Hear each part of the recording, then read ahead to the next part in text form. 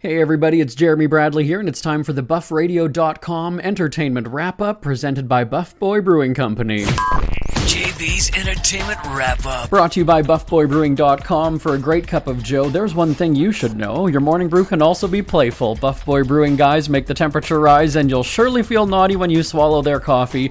Shop Buff Boy Brewing's premium collections of coffee and tea at BuffBoyBrewing.com. Buff Boy Brewing, you can't get enough buff. Here's what's making news this April 3rd. Skeptics in Tiger Woods' life think he's seeking treatment so he doesn't have to do time behind bars following his latest vehicle flip and DUI arrest. You know, we've been talking about it all week.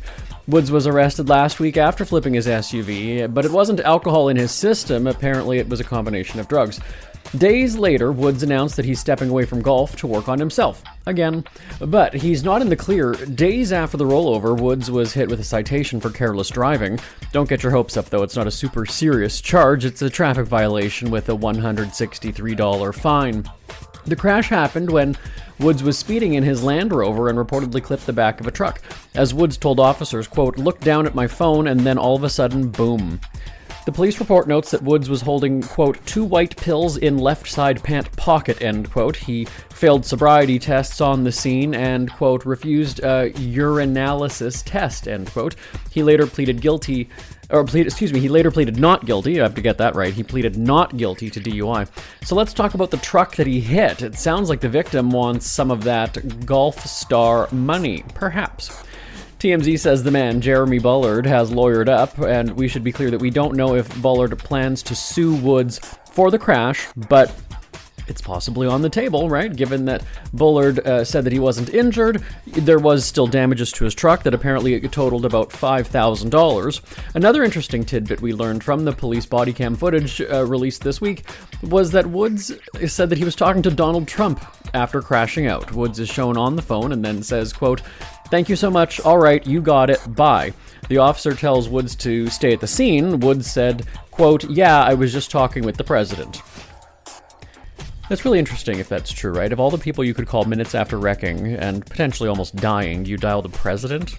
And not that Woods, it's not a federal crime, so I don't know, was he, hoping for a pardon or some kind of legal help? I'm not sure. Or was it an attempt to name drop, right, to keep himself out of trouble? Perhaps we'll never know, or maybe we will. Who knows? We'll see.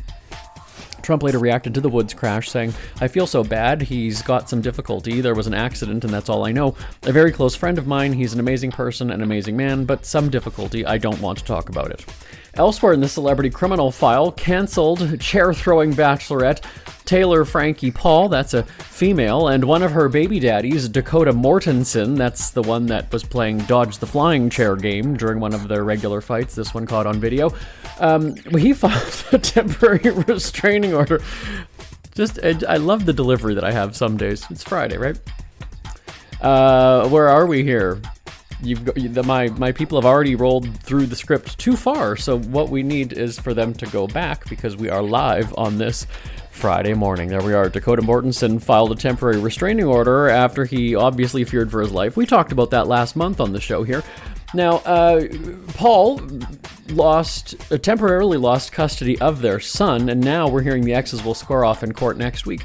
The hearing is about, quote, parent time provisions, end quote, and later this month, the couple that can't quit each other has another court date, this time for a hearing on the, quote, merits and entry, end quote, of Mortensen's protection order. Remember, if Paul is found to be in violation of her probation and she's hit with new charges, it's going to get serious for her real quick. Stay tuned. I have a feeling we're going to be talking about it again. That's a check of your celebrity headlines for this Friday, April 3rd. I'm back next week right here on the BuffRadio.com entertainment wrap-up presented by Buff Boy Brewing Company. Until next time, I'm Jeremy Bradley. For a great cup of joe, there's one thing you should know. Your morning brew can also be playful. Buff Boy Brewing guys make the